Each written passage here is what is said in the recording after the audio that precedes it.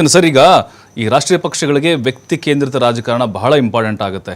ನೀವು ಇದನ್ನು ಒಪ್ಕೊಳ್ತಿರೋ ಇಲ್ವಾ ಅಂತ? ಕರ್ನಾಟಕಕ್ಕೆ ಸಂಬಂಧಪಟ್ಟಂಗೆ ರಾಜಕಾರಣ ನೋಡಿದ್ರೆ ವ್ಯಕ್ತಿ ಕೇಂದ್ರಿತವಾಗಿ ನೋಡಿ, ವ್ಯಕ್ತಿ ಕೇಂದ್ರಿತವಾದಂಥ ಇಡೀ ದೇಶ ಏನಿದೆ, ದೇಶ ಮತ್ತು ರಾಜ್ಯನೂ ಹೊರತಾಗಿಲ್ಲ, ಮತ್ತು ದೇಶದ ಯಾವುದೇ ರಾಜ್ಯನೂ ಸಹ ಹೊರತಾಗಿಲ್ಲ, ವ್ಯಕ್ತಿ ಕೇಂದ್ರಿತ ರಾಜಕಾರಣನೇ ನಡೀತಾ ಇದೆ. ಎಲ್ಲೋ ಒಂದ್ ಕಡೆ ನಾವೇನಾಗಿದೆ ಅಂದ್ರೆ ನಮ್ಮ ಜನನೂ ಸಹ ಅದಕ್ಕೆ ಅಂಟ್ಕೊಂಡಿದ್ದಾರೆ. ನೀವು ಬದಲಾವಣೆಗೆ ಅವ್ರು ಬಯಸ್ತಾ ಇಲ್ಲ. ನೀವು ಬದಲಾವಣೆಗೆ ಬಯಸಲಿಲ್ಲ ಅಂದ್ರೆ ವ್ಯಕ್ತಿ ಪೂಜೆಗಳು ಹಾಗೆ ಆಗ್ತದೆ. ಇಲ್ಲಿ ಕರ್ನಾಟಕದಲ್ಲಿ ನೀವು ನಿರಂತರವಾಗಿ ನೋಡ್ಕೊಂಡ್ ಬಂದ್ರೆ ವೀರೇಂದ್ರ ಪಾಟೀಲ್ ನಂತರ ದೇವರಾಜ ಅರಸರು ಆಗಲಿ, ರಾಮಕೃಷ್ಣ ಹೆಗಡೆ ಅವರಾಗಲಿ, ದೇವೇಗೌಡರಾಗಲಿ, ಬಂಗಾರಪ್ಪನವ್ರಿಗಾಗಲಿ, ಈಗ ಕುಮಾರಸ್ವಾಮಿ ಅವರಾಗಲಿ, ಯಡಿಯೂರಪ್ಪನವರಾಗಲಿ, ಸಿದ್ದರಾಮಯ್ಯನವರಾಗಲಿ, ಎಲ್ಲರೂ ಸಹ ವ್ಯಕ್ತಿಗಳ ಹಿಂದೆನೇ ನಡೀತಾ ಇದೆ ರಾಜಕಾರಣ, ವ್ಯಕ್ತಿಗಳ ಹಿಂದೆನೇ ನಡೀತಾ ಇದೆ. ಅದು ಆಗಬಾರ್ದು. ಇದು ಪ್ರಜಾಪ್ರಭುತ್ವ ವ್ಯವಸ್ಥೆ ಅಲ್ಲ. ಡಾಕ್ಟರ್ ಅಂಬೇಡ್ಕರ್ ಅವರು ಅದನ್ನೇ ಹೇಳಿರ್ತಕ್ಕಂಥದ್ದು. ಎಲ್ಲಿವರೆಗೂ ಮತದಾರ ಪ್ರಬುದ್ಧನಾಗೋದಿಲ್ಲ ಅಲ್ಲಿವರೆಗೂ ನಿಮ್ಮನ್ನು ಇಂಥವರು ಕಿತ್ಕೊಂಡು ತಿಂತಾ ಇರ್ತಾರೆ. ನಿಮ್ಮ ಒಂದು ಏನು ಸಲ್ಲಬೇಕಾದಂತಹ ಸೌಲಭ್ಯಗಳು ಅವರು ಕಿತ್ಕೊಂಡು ಅವ್ರ ಕುಟುಂಬಗಳು ಬೆಳೆಸ್ಕೊಳ್ತಾ ಹೋಗ್ತಾರೆ. ನೀವು ಪ್ರಬುದ್ಧರಾಗಿ ಅಂತ ತುಂಬ ಸೂಕ್ಷ್ಮವಾಗಿ ಹಲವಾರು ವಿಷಯಗಳಲ್ಲಿ ಹೇಳಿದ್ದಾರೆ ಅಂಬೇಡ್ಕರ್ ಅವರು. ಆದರೂ ಸಹ ನಮ್ಮ ಜನ ಅದನ್ನು ಬಿಟ್ಟಿಲ್ಲ. ವ್ಯಕ್ತಿ ಕೇಂದ್ರ, ಜಾತಿ ಆಧಾರಿತ ಮತ್ತು ಪಕ್ಷ ಆಧಾರಿತ. ಈಗ ಏನಾಗಿದೆ ಅಂದರೆ 3 ಪಕ್ಷಗಳಿಗೂ ಒಂದು ಜಾತಿ ಪ್ಲಸ್ ಪಕ್ಷ ಬೇಕು. ಇಂತಹ ಜಾತಿ ಇಂಥ ಪಕ್ಷದ, ಇಂಥ ಜಾತಿ ಇಂಥ ಪಕ್ಷ, ಇಂಥ ಜಾತಿ ಇಂಥ ಪಕ್ಷ ಅನ್ನುವ ರೀತಿಯಲ್ಲಿ ಫಿಕ್ಸ್ ಆಗಿ ವೋಟರ್ಸೇ ಸಹ ಫಿಕ್ಸ್ ಆಗಿಬಿಟ್ಟಿದ್ದಾರೆ. ಹೊಸಬರಿಗೆ ಸ್ಥಳಾವಕಾಶನೂ ಕೊಡ್ತಾ ಇಲ್ಲ. ನೀವೆಲ್ಲಾದ್ರೂ ನೋಡಿ, 20 ಜನ 25 ಜನ MLA ನಿಂತಿರ್ತಾರೆ. ಬೇಡ MLA ಬೇಡ, ಒಂದು BBMPಗೆ ನಿಂತ್ಕೊಂಡಿರ್ತಾರೆ. 20-25 ಜನ ನಿಂತಾರೆ. 3 ಪಕ್ಷದಲ್ಲಿ ಯಾರು ನಿಂತಿದ್ದಾರೆ ಅಂತ ಮಾತ್ರ ಒಬ್ಬ ಮತದಾರ ನೋಡ್ಕೋತಾನೆ. ಆ 3 ಪಕ್ಷ, 4ನೇ ಪಕ್ಷ ಆಗಲಿ, ಇಂಡಿಪೆಂಡೆಂಟ್ ಆಗಲಿ, ಪಕ್ಷೇತರ ಆಗಲಿ, ಇನ್ನೊಬ್ಬ ಆಗಲಿ, ಎಷ್ಟೇ ಕೆಲಸ ಮಾಡಿದ್ರು ಸಹ ಅವನನ್ನು ಸೋಲ್ಸಿದ್ರು. 5 ರೂಪಾಯಿ ಡಾಕ್ಟರ್ನ ಸಹ ಸೋಲ್ಸಿದ್ರು. ಇಡೀ ಮಂಡ್ಯಗೆ 5 ರೂಪಾಯಿ ಸರ್ವಿಸ್ ಕೊಟ್ಟಂತ ಡಾಕ್ಟರ್ನು ಸಹ ಠೇವಣಿ ಸಹ ಕೊಡದಂತ ಮಾಡಿದಂತ ಈ ಜನ ಬದಲಾಗಬೇಕು. ಜನ ಬದಲಾಗೋವರೆಗೂ ಈ ವ್ಯವಸ್ಥಿತವಾಗಿರಲ್ಲ. ಒಂದೇ ಒಂದು ವಿಷಯ, ರಘು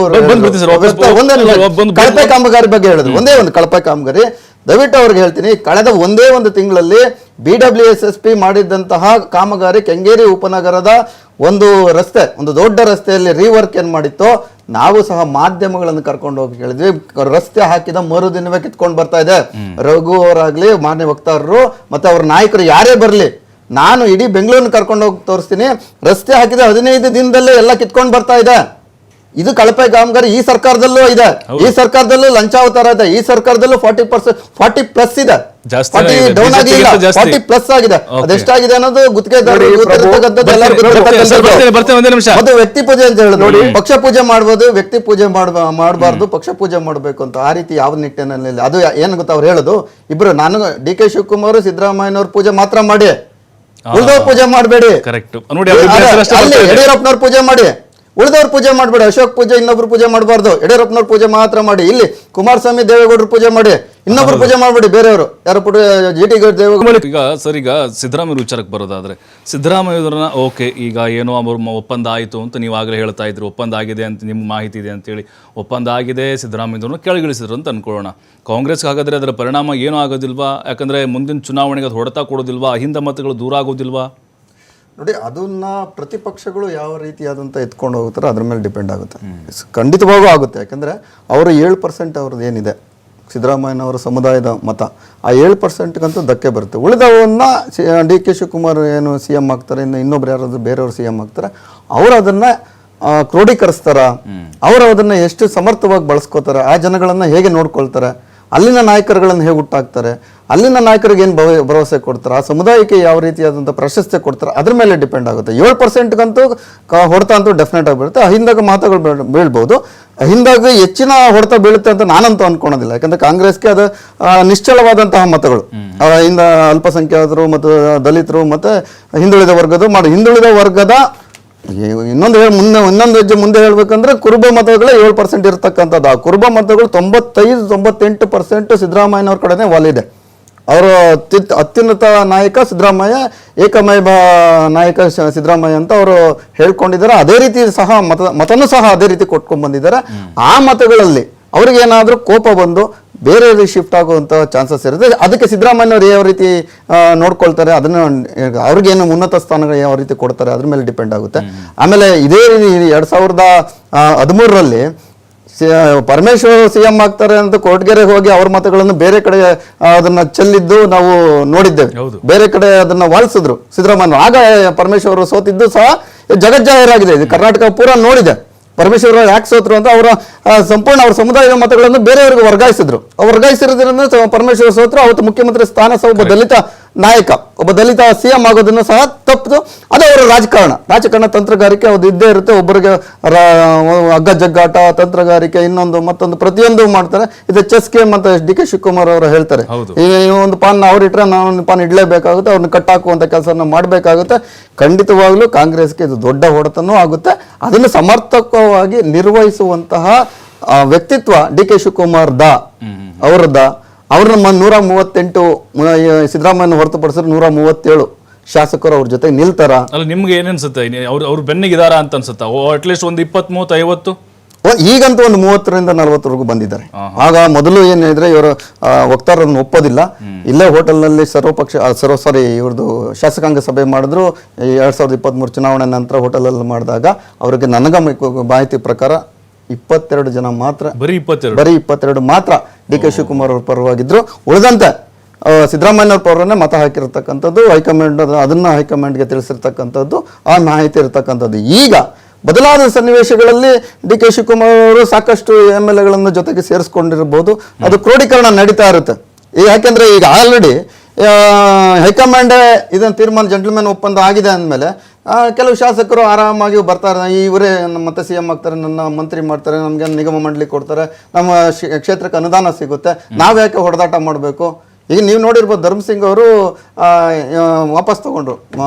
ಕುಮಾರಸ್ವಾಮಿ ಮತ್ತೆ ಮೈತ್ರಿ ಸರ್ಕಾರ 20 ತಿಂಗಳಾದಾಗ ಧರ್ಮಸಿಂಗ್ ಅವ್ರನ್ನ ಕೆಳಗಿಳಿಸಿದ್ರು. ಧರ್ಮಸಿಂಗ್ ರಾಜೀನಾಮೆ ಕೊಟ್ಟರು. ಇದೇ ಕೃಷ್ಣಾದಲ್ಲಿ ನೀವು ಪತ್ರಕರ್ತರೇ ನನಗೆ ಮಾಹಿತಿ ಕೊಟ್ಟಿರ್ತಕ್ಕಂಥದ್ದು. ಕೃಷ್ಣಾದಲ್ಲಿ ಒಬ್ಬ ಪತ್ರಕರ್ತ ಬಿಟ್ಟು ಉಳಿದ ಯಾವುದೇ ನಾಯಕ ಧರ್ಮಸಿಂಗ್ ಅವ್ರ ಜೊತೆ ಇರಲಿ, ಯಾವುದೇ ನಾಯಕ ಒಬ್ಬ ಪತ್ರಕರ್ತ ಕೇಳ್ದ ಅವ್ರು ಹೇಳಿದ್ರಂತೆ, ಸರ್ ಯಾರು ಇಲ್ವಲ್ಲ ಸರ್, ದಿನ ನಿಮ್ಮನ್ನ ಜೇನುಗೂಡು ಅಂತಾರ ನಿಮ್ಮ ಜೊತೆ. ಸರ್, ಈಗ ಸಿದ್ದರಾಮಯ್ಯನವರ ಚೆಹರೆ ಇಲ್ಲದೆ ಮುಂದೆ ಜನರ ಬಳಿ ಹೋಗೋಕೆ ಕಾಂಗ್ರೆಸ್ ತಯಾರಾಗಿದೆ ಅಂತ ಅನಿಸ್ತಾ ಇದೆಯಾ? ಓವರ್ ಆಲ್ ಚುನಾವಣೆ ಮುಂದೆ ನೋಡಿ, ಅವರಿಗೆ ಕಷ್ಟನೂ ಆಗ್ಬಹುದು, ಅದರಿಂದ ಪ್ರತಿಪಕ್ಷಗಳಾದ ನಮಗೂ ಎಲ್ಲ ಹೆಲ್ಪ್ ಆಗ್ಬೋದು. ಯಾಕಂದ್ರೆ ಒಂದು ಪಕ್ಷದ ಮತ ವಿಭಜನೆ ಆದ್ರೆ ಇನ್ನೊಂದು ಪಕ್ಷಕ್ಕಂತೂ ಅದೊಂದು ಉತ್ಪಾದನಾ ಕೇಂದ್ರ ತರ ಆಗುತ್ತೆ. ಅದನ್ನು ನಾವು ಸಮರ್ಥಕವಾಗಿ ನಾವು ಪ್ರತಿಪಕ್ಷಗಳಿದ್ದೇವೆ, ನಾವು ಅದನ್ನು ಬಳಸ್ಕೊಳ್ಳೋದಕ್ಕೆ ನಾವು ಸಹ ಪ್ರಯತ್ನ ಮಾಡ್ತೀವಿ. ನಾವು ಸಹ ರಾಜಕಾರಣವನ್ನೇ ಮಾಡ್ತಾರೆ ಸಹ ಹೇಳಿದ್ರು ಹೋಗ್ತಾರು, ಇಲ್ಲಿ ಯಾರು ಸನ್ಯಾಸಿ ಆಗೋದಕ್ಕೇನು ಬಂದಿಲ್ಲ. ಹಾಗೆ ಆಮ್ ಆದ್ಮಿ ಪಾರ್ಟಿ ಸಹ ಅದನ್ನು ಕ್ಯಾಪ್ಚರ್ ಮಾಡೋದಕ್ಕಾಗಲಿ ನಮ್ಮಲ್ಲೂ ಸಹ ಒಂದು ಒಳ್ಳೆಯ ವ್ಯಕ್ತಿತ್ವ ಇರ್ತಕ್ಕಂಥ ನಾಯಕನನ್ನು ಹುಟ್ಟಾಕಿ ಆ ಮತಗಳನ್ನು ನಮ್ಮ ಪಕ್ಷಕ್ಕೂ ಸಹ ಸೆಳೆಯುವಂಥ ಕೆಲಸವನ್ನು ಸಹ ನಾವು ಮಾಡೋದಕ್ಕೆ ಯಶಸ್ವಿ ಆಗ್ತೀವಿ ಅಂತ ನಂಬಿಕೆ ನನ್ನಲ್ಲಿದೆ. ಹೌದು, ಬಟ್ ಇನ್ನೊಂದು ಹೈಕಮಾಂಡ್ ಈಗ ವಿಪರೀತವಾಗಿ ಮಧ್ಯಪ್ರವೇಶ ಮಾಡ್ತಾ ಇದೆ. ಸಿದ್ದರಾಮಯ್ಯನವರಿಗೆ ಕಡಿವಾಣ ಹಾಕಲಿಕ್ಕೆ, ಅಂಕುಶ ಹಾಕಲಿಕ್ಕೆ ನಡೀತಾ ಇರುವಂತಹ ಒಂದು ಪ್ರಯತ್ನ ಅಂತ ಅನಿಸುತ್ತಾ? ಇಲ್ಲ, ಹೇಗಿಲ್ಲ. ಹೈಕಮಾಂಡ್ ಸಾಕಷ್ಟು ಅವಕಾಶಗಳು ಕೊಟ್ಟಿದೆ. ಸಿದ್ದರಾಮಯ್ಯನವರು ಬಂದಿದ್ದು 2006ರಲ್ಲಿ. 2006ರಲ್ಲಿ ಇವರನ್ನು ಭುಜದ ಮೇಲೆ ಇಟ್ಕೊಂಡು ಚಾಮುಂಡೇಶ್ವರಿ ಕ್ಷೇತ್ರವನ್ನು ಗೆಲ್ಲಿಸಿದ್ದು DK ಶಿವಕುಮಾರ್ ಅವರು. ಕೇವಲ 268 ಮತಗಳಿಂದ ಗೆದ್ದಿರ್ತಕ್ಕಂಥದ್ದು. JDS ಭದ್ರಕೋಟೆ, ಅಲ್ಲಿ ಇವರು JDS ಇಂದ ಬಂದ್ರು ಅಂತ ಕೋಪಕ್ಕೋಸ್ಕರ ಅಂತಹ ಇವ್ರು ಬಂದಿದ್ದು SM ಕೃಷ್ಣ ಅವರು CM ಇದ್ದಾಗ. ಇಂತಹ ಅಧಿಕಾರದಲ್ಲಿದ್ದ ಪಕ್ಷ ಇದ್ರೂ ಸಹ ಅಲ್ಲಿ ಯಥೇಚ್ಛವಾಗಿ JDSಗೆ ಮತದಾರರಿದ್ದಾರೆ. ಬರೀ 268 ಮತಗಳನ್ನು ಗೆದ್ದಿದ್ದು ಸಹ ಅವತ್ತು ಸಹ DK ಶಿವಕುಮಾರ್ ಅವರು ಅತ್ಯಂತ ಶ್ರಮದಾಯಕವಾಗಿ ಕೆಲಸ ಮಾಡಿ ಅಲ್ಲಿ ಸಿದ್ದರಾಮಯ್ಯನವರನ್ನ ಬೆಳೆಸಿದ್ದಾರೆ. 2009 ಹೌದು, ಬೈ ಎಲೆಕ್ಷನ್ ಅಲ್ಲಿ, ಚಾಮುಂಡೇಶ್ವರಿ ಬೈ ಎಲೆಕ್ಷನ್ ನಲ್ಲಿ. ಅವರಲ್ಲಿ 2009ರಲ್ಲಿ ಇವರನ್ನ ಪ್ರತಿಪಕ್ಷದ ನಾಯಕರನ್ನಾಗಿ ಮಾಡಿದ್ರು. ಯಾಕೆ ಮಾಡೋದಕ್ಕೋಸ್ಕರನೇ ಈ ಕೇಂದ್ರಕ್ಕೆ ನಮ್ಮ ಖರ್ಗೆ ಅವ್ರನ್ನ ಕಳಿಸ್ಕೊಟ್ರು, ರೈಲ್ವೆ ಮಿನಿಸ್ಟರ್ ಮಾಡಿದ್ರು, ಇವರು ಪ್ರತಿಪಕ್ಷ ನಾಯಕರನ್ನು ಮಾಡಿದ್ರು. ನಂತರ ಒಂದು ಬದಲಾವಣೆಯಾದಂತಹ ಪರ್ವದಲ್ಲಿ ಇವರು ಬಳ್ಳಾರಿ ಯಾತ್ರೆ ಒಂದು ಶುರುವಾಯಿತು. ಜನಾರ್ದನ್ ರೆಡ್ಡಿಗೂ ಮತ್ತು ಇವರಿಗೆ ತಕ್ಕಾಟಾಗಿ ಇವರು ದೊಡ್ಡ ನಾಯಕರಾಗಿ ಹೊರಹೊಮ್ಮಿದ್ರು. ಅದರಲ್ಲೇನು ಡೌಟ್ ಇಲ್ಲ. ಹಿಂದ ನಾಯಕರು, ಒಂದು ಸಮರ್ಥವಾದಂತಹ ನಾಯಕರು, ಎಲ್ಲರನ್ನೂ ಸಹ ತಗೊಂಡು ಹೋಗುವಂಥ ನಾಯಕರು ಸಿದ್ದರಾಮಯ್ಯನವರು ಇದ್ದಾರೆ, ಅದರಲ್ಲೇನು ಸಂಶಯ ಇಲ್ಲ. ಆದರೂ ಸಹ ಅವ್ರಿಗೂ ಇವಾಗ ವಯೋಸಹಜ ಆಗಿದೆ. 78-79 ವರ್ಷಗಳಾಗಿದೆ. ಅವ್ರಿಗೂ ಒಂದು ನಿವೃತ್ತಿ ಅಂತ ಒಂದು ಘೋಷಣೆ ಆಗಬೇಕು. ಈಗ ಸರ್ಕಾರಿ ನೌಕರರಲ್ಲಿ 60 ವರ್ಷಕ್ಕೆ ನೀವು ನಿವೃತ್ತಿ ಕೊಟ್ಬಿಡ್ತೀರಾ. 58 ವರ್ಷ ಆಯ್ತು, 60 ವರ್ಷಕ್ಕೆ ನಿವೃತ್ತಿ ಕೊಡ್ತೀರಾ. ನೀವು 78-80 ಆದ್ರೂ ನಿವೃತ್ತಿ ಮೋದಿನೂ ತಗೋಬೇಕು ಅಂತ ಹೇಳ್ತಾ ಇದ್ದೀವಿ. ಮೋದಿನೂ ತಗೋಬೇಕು. ಅಟ್ಲೀಸ್ಟ್ ರಾಜಕೀಯದಲ್ಲಿ 75 ಆದ್ರೂ ಒಂದು ಕಟ್ ಆಫ್ ಮಾಡಿ, ಅದನ್ನು ಬಿಜೆಪಿ ಹೇಳಿತ್ತು, ತನ್ನ ಅಜೆಂಡಾ ಮಾಡ್ಕೊಂಡಿತ್ತು. ಆದ್ರೂ ಸಹ ಅವರು ಈಗ RSS ಮೋಹನ್ ಭಾಗವತರು ಸಹ ನಾನೇನು ಹೇಳಿಲ್ಲ, ನಾನೇನು ಕೊಡೋದಿಲ್ಲ ಅಂತ ಮೊನ್ನೆ ಅವರು ನೇರವಾಗಿ ಹೇಳಿದ್ದಾರೆ. ಅದು ಮೋದಿಯು ಸಹ ಅದು ಅಪ್ಲಿಕೇಬಲ್ ಆಗುತ್ತೆ ಅಂತ ಇವರು ಹಿಂಬದಿಯಿಂದ ಹೇಳಿಸಿದ್ದಾರೆ. ಯಾಕಂದ್ರೆ ಮೋದಿ ಒಂದು ಚೆಹರೆ ಒಂದು ಆಚೆ ಬಂದ್ರೆ ಬಿಜೆಪಿ ಅಲ್ಲಿಗೆ ಮುಗಿಯುತ್ತೆ ಅನ್ನೋದು ಗೊತ್ತಾಗಿದೆ. ಈಗಾಗಲೇ 240ಕ್ಕೆ ಬಂದಿದೆ. ಮುಂದೊಂದು ದಿನ 100ಕ್ಕೂ ಬರುತ್ತೆ, 40ಕ್ಕೂ ಬರುತ್ತಾ ಗೊತ್ತಿಲ್ಲ. ಪ್ರಪಾತಕ್ಕೆ ಬೀಳುವಂತ ಚಾನ್ಸಸ್ ಇರೋದ್ರಿಂದ ಅವರು ಮೋದಿಯ ಚೆಹರೆಯನ್ನು ಬಿಟ್ಕೊಡೋದಕ್ಕೆ ಅವ್ರು ರೆಡಿ ಇಲ್ಲ. ಈ ಒಂದು ಸಿದ್ದರಾಮಯ್ಯನವರು ಹೊರ ಹೋಗೋದ್ರಿಂದ ಕರ್ನಾಟಕ ರಾಜ್ಯಕ್ಕೆ ಏನು ನಷ್ಟ ಆಗೋದಿಲ್ಲ, ಬಟ್ ಕಾಂಗ್ರೆಸ್ ಪಕ್ಷಕ್ಕೆ ಒಂದು ನಷ್ಟ ಆಗುತ್ತೆ, ಕರ್ನಾಟಕಕ್ಕೆ ಒಂದು ಹೊಸ ನಾಯಕನ ಉದ್ಭವ ಆಗುತ್ತೆ. ಈಗ ದೇವೇಗೌಡರನ್ನೇ ನೋಡ್ಕೊಂಡ್ ಬಂದಿದ್ದೇವೆ, ಯಡಿಯೂರಪ್ಪನವ್ರನ್ನೇ ನೋಡ್ಕೊಂಡ್ ಬಂದಿದ್ದೀವಿ, ಸಿದ್ದರಾಮಯ್ಯನವ್ರನ್ನೇ ನೋಡ್ಕೊಂಡ್ ಬಂದಿದ್ದೇವೆ. ಅಲ್ಲ, ಯಾರಿದ್ದಾರೆ ನಿಮ್ ಈಗ ಪರ್ಯಾಯ? ನಮ್ಮಂತ ನಾಯಕರು ಯಾವಾಗ ನಾವು ಯಾರು ಕಾಂಗ್ರೆಸ್ ನಲ್ಲಿ ಯಾರಿದ್ದಾರೆ ನಿಮ್ಗೆ? ನೀವು ಅವಕಾಶ ಕೊಟ್ರೆ ಯಾರು ಬೇಕಾದ್ರೂ ಬೆಳೀಬಹುದು. ಅವಕಾಶ ಕೊಟ್ರೆ ಡಿ.ಕೆ. ಶಿವಕುಮಾರ್ ಅವರೇ ಬೆಳಿಬಹುದು, ಇನ್ನೊಬ್ರು ಎಂ ಬಿ ಪಾಟೀಲ್ರೇ ಬೆಳಿಬಹುದು, ಈಶ್ವರ್ ಖಂಡ್ರೆ ಅವರೇ ಬೆಳಿಬಹುದು, ಇನ್ನೂ ಸಮರ್ಥವಾದಂತ ನಾಯಕಿ ಎರಡನೇ ದರ್ಜೆ ಅಂದ್ರೆ ಲೈನ್ ಅಲ್ಲಿ ಇರ್ತಕ್ಕಂಥ ಬೆಳಿಬಹುದು. ಎಲ್ಲ ಪಕ್ಷಗಳು ಸತೀಶ್ ಜಾರಕಿಹೊಳಿ ಅವರು ಸಮರ್ಥವಾಗಿದ್ದಾರೆ, ಒಳ್ಳೆ ನಾಯಕ, ಎಲ್ಲರನ್ನೂ ಸಹ ರಘು ದೊಡ್ಡೇರಿ ಅವರೇ ಬೆಳಿಬಹುದು. ಅವಕಾಶ ಕೊಟ್ರೆ ರಘು ದೊಡ್ಡೇರಿ ಬೆಳೆದು, ನಮ್ಮ ಪಕ್ಷ ಅವಕಾಶ ಕೊಟ್ರೆ ನಾನು ಸಹ ಬೆಳಿಬಹುದು. ಎಲ್ಲ ರೀತಿಯಲ್ಲಿ ಬೆಳೆಯುವ ಅವಕಾಶಗಳನ್ನು ಪಕ್ಷಗಳು ಮಾಡಿಕೊಡ್ಬೇಕು. ಕೇವಲ ಕೆಲವೇ ಜನಗಳಿಗೆ ಇವ್ರನ್ನ ಇಟ್ಕೊಂಡೇ ನಾವು ರಾಜಕಾರಣ ಮಾಡಬೇಕು ಅನ್ನೋದನ್ನ ಹೈಕಮಾಂಡ್ ಸಹ ಇದನ್ನ ತಪ್ಪಿಸ್ಬೇಕು. ಒಂದು 75 ವರ್ಷಗಳ ನಿರಂತರ ನೀವು ಸೇವೆ ಸಲ್ಲಿಸಿದ್ರ ಪಕ್ಷಕ್ಕೆ, ಮತ್ತು ನೀವು ಅಧಿಕಾರ ಚುಕ್ಕಾಣಿಯನ್ನು ಸಹ ಹಿಡಿದಿದ್ದೀರಿ. ನಂತರ ನಿಮ್ಗೆ ಬೇರೆ ಅವಕಾಶಗಳನ್ನು ಪಕ್ಷದ ಹಿಂಬದಿಯಿಂದ ನೀವೇನೋ ಸಜೆಷನ್ ಕೊಡುವಂಥದ್ದು, ಸಂಪರ್ಕಗಳನ್ನು ಮಾಡೋದು, ಪಕ್ಷವನ್ನು ಗಟ್ಟಿಗೊಳಿಸುವಂಥ ಕೆಲಸಗಳನ್ನು ಮಾಡಿ ಯುವಕರಿಗೆ ಮತ್ತೆ ಹಿಂದೆ ಇರತಕ್ಕಂಥ ನಾಯಕರಿಗೆ ನೀವು ಅವಕಾಶ ಮಾಡಿಕೊಡಿ ಅಂತ ಹೈಕಮಾಂಡ್ ಸಹ ಹೇಳಿತೆ. ಅಲ್ಲಿ ನಾನು ಹೇಳಿದಾಗೆ ಬದಲಾವಣೆ ಅಂತ ಆಗುತ್ತೆ. ಡಿ.ಕೆ. ಶಿವಕುಮಾರ್ ಅವರು ಮುಖ್ಯಮಂತ್ರಿಗಳಂತೂ ಆಗ್ತಾರೆ. ಡಿ.ಕೆ. ಶಿವಕುಮಾರ್ ಅವ್ರಿಗೆ ಡಿ.ಕೆ. ಶಿವಕುಮಾರ್ ಅವ್ರ ಮೇಲೆ ಹೈಕಮಾಂಡ್ ಪ್ರೀತಿ ಜಾಸ್ತಿ ಇದೆಯಾ ಅಂತ ಹೇಳಿ ನೋಡಿ, ಅವ್ರ ಶ್ರಮ ಯಾರು ತೆಗೆದಾಕೋದಕ್ಕಾಗಲ್ಲ. ನಾವು ಪ್ರತಿಪಕ್ಷಗಳಾದ್ರೂ ಸಹ ಅವರು ಶ್ರಮ ಮಾಡಿದ್ರಲ್ಲ. ನೀವು ದಿನೇಶ್ ಗುಂಡೂರಾವ್ ಅವರ ಹಿಂದೆ ಇದ್ದಂತಹ ಕೆಪಿಸಿಸಿ ಅಧ್ಯಕ್ಷರು ನಿಷ್ಕ್ರಿಯ ಆಗಿತ್ತು. ದಿನೇಶ್ ಗುಂಡೂರಾವ್ನ ಯಾರು ಅಧ್ಯಕ್ಷರು ಅಂತ ಒಪ್ಕೊಳ್ಳೋದಕ್ಕೆ ರೆಡಿ ಇರಲಿಲ್ಲ. ದಿನೇಶ್ ಗುಂಡೂರಾವ್ ಒಂದು ಹೇಳಿಕೆ ಕೊಟ್ರೆ ಇನ್ನೊಬ್ಬ ನಾಯಕ ಇನ್ನೊಬ್ಬ ಹೇಳ್ಕೊ, ಎಂ ಬಿ ಪಾಟೀಲ್ ಒಂದು ಹೇಳಿಕೆ ಕೊಡ್ತಾ ಇದ್ರು, ಇನ್ನೊಬ್ಬ ನಾಯಕರು ಇನ್ನೊಂದು ಹೇಳ್ಕೊಬೇಡ.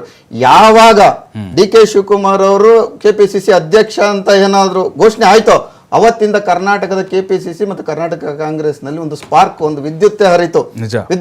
ಎಲ್ಲ ಕೋಣೆಗಳಲ್ಲೂ ಹರಿತು. ಡಿ.ಕೆ. ಶಿವಕುಮಾರ್ ಮತ್ತು ಸಿದ್ದರಾಮಯ್ಯನವರು ಸೇರಿ ಇದೊಂದು ಪಕ್ಷವನ್ನು ಬಲಪಡಿಸಿದ್ರು. ಇವರು ಜನನಾಯಕರಾದ್ರು, ಇವರು ಪಕ್ಷ ಸಂಘಟನೆಯಲ್ಲಿ ನಿಂತ್ಕೊಂಡ್ರು. ಒಂದು ಪಕ್ಷವನ್ನು ಸಮರ್ಥವಾಗಿ ನಮ್ಮ ಆಮ್ ಆದ್ಮಿ ಪಕ್ಷದ ಗ್ಯಾರಂಟಿಗಳನ್ನು ಕಾಪಿ ಮಾಡಿ ಇಲ್ಲಿ ಇಂಪ್ಲಿಮೆಂಟ್ ಮಾಡಿ ಅದನ್ನ ಈಗ ಪಕ್ಷವನ್ನು ಅಧಿಕಾರದ ಚುಕ್ಕಾಣಿಗೆ ಇಡುವಲ್ಲಿ ಯಶಸ್ವಿಯಾದ್ರು. ನಾನು ಒಂದೇ ಒಂದು ಕೊನೆ ನಮ್ಮ ವಕ್ತಾರರು ಕೆಲವು ಹೇಳಿದ್ರು, ಉದ್ಯೋಗ ಸೃಷ್ಟಿ ನಾವು ಮಾಡ್ತಾ ಇದ್ದೀವಿ ಅಂತ ಹೇಳಿದ್ರು, ಉದ್ಯೋಗ ಸೃಷ್ಟಿ ಆಗ್ತಾ ಇಲ್ಲ ಅಂತ ಕೇಂದ್ರ ಸರ್ಕಾರದ ಮೇಲೆ ಹೊರ ಹೇಳಿದ್ರು. ಆದ್ರೆ ರಾಜ್ಯ ಸರ್ಕಾರದ 2.5 ಲಕ್ಷ ಉದ್ಯೋಗ ಇನ್ನೂ ಖಾಲಿ ಇದೆ, ಯಾಕೆ ಇನ್ನೂ ಭರ್ತಿ ಮಾಡೋದಕ್ಕೆ ಸಹ ಯೋಚನೆನೂ ಸಹ ಮಾಡ್ತಾ ಇಲ್ಲ ಅನ್ನುವ ಪ್ರಶ್ನೆ ನಾವು ಇವರಲ್ಲಿ ಮಾಡಬೇಕಾಗಿದೆ. ವಿಷನ್ ಅನ್ನೋದಿದ್ರೆ ನೀವು ಫಸ್ಟ್ ನಮ್ಮಲ್ಲಿರ್ತ ಸರ್ಕಾರಿ ಹುದ್ದೆಗಳನ್ನು ಭರ್ತಿ ಮಾಡಿ. ಯಾಕಂದ್ರೆ ಒಬ್ಬೊಬ್ಬ ವ್ಯಕ್ತಿ 2-3 ಹುದ್ದೆಗಳನ್ನು ಹೊರ್ತಾ ಇದ್ದಾನೆ, ಅಲ್ಲಿ ಅವನಿಗೆ ಕಷ್ಟ ಆಗ್ತಾ ಇದೆ ಅಂತ ಅವನು ಹೇಳ್ತಾ ಇದ್ದಾನೆ. ಸರಿಯಾಗಿ ಸಮರ್ಪಕವಾಗಿ ಕೆಲಸ ಕೊಡಿ. ಬದಲಾವಣೆ, ನಾಯಕತ್ವ ಬದಲಾವಣೆ ಬಗ್ಗೆ ಪರ್ಸೆಪ್ಷನ್ ಯಾರು ಮಾಡ್ತಾ ಇಲ್ಲ. ಮಾಡ್ತಾ ಇರ್ತಕ್ಕಂಥವ್ರು ಯಾರು? ಡಿ.ಕೆ. ಶಿವಕುಮಾರ್ ಅವರು ಸಡ್ಕ, ಅವರ ಸಂಬಂಧಿ MLA ಕುಣಿಗಲ್ ಅವರು ರಂಗನಾಥ್ ಅವರೇ ಮಾಡ್ತಾ ಇದ್ದಾರೆ, ಚನ್ನಗಿರಿ ಅವರು ಇವರೇ ಮಾಡ್ತಾ ಇದ್ದಾರೆ, ಬಸವರಾಜೇ ಮಾಡ್ತಾ ಇದ್ದಾರೆ, ಮತ್ತೆ ರವಿ ಗಣಗ ಅವರೇ ಮಾಡ್ತಾ ಇರ್ತಕ್ಕಂಥದ್ದು. ಕಾಂಗ್ರೆಸ್ ಪಕ್ಷದ ನಾಯಕರೇ ಮಾಡ್ತಾ ಇರೋದ್ರಿಂದ ಈ ಪ್ರಶ್ನೆ ಉದ್ಭವ ಆಗ್ತಾ ಇದೆ. ಇಲ್ಲಾಂದ್ರೆ ಆದಿ ಬೀದಿಯಲ್ಲಿ ಯಾರು ಚರ್ಚೆ ಮಾಡ್ತಾ ಇಲ್ಲ, ಮಾಧ್ಯಮಗಳು ಚರ್ಚೆ ಮಾಡಿ, ನಾವು ಪ್ರತಿಪಕ್ಷಗಳು ಚರ್ಚೆ ಮಾಡ್ತಾ ಇಲ್ಲ. ನೀವೇ ಸಂಘರ್ಷಕ್ಕೆ ಇಳಿಸಿದ್ದೀರಾ, ಆ ಸಂಘರ್ಷಕ್ಕೆ ಉತ್ತರ ಕೊಡಿ ಅಂತ ನಾವು ಕೇಳ್ತಾ ಇದ್ದೀವಿ. ಖಂಡಿತ. ಥ್ಯಾಂಕ್ ಯು ಶಶಿ ಸರ್ ಭಾಗಿಯಾಗೋದಕ್ಕೆ. ಥ್ಯಾಂಕ್ ಯು ವರ್ಗು ಸರ್.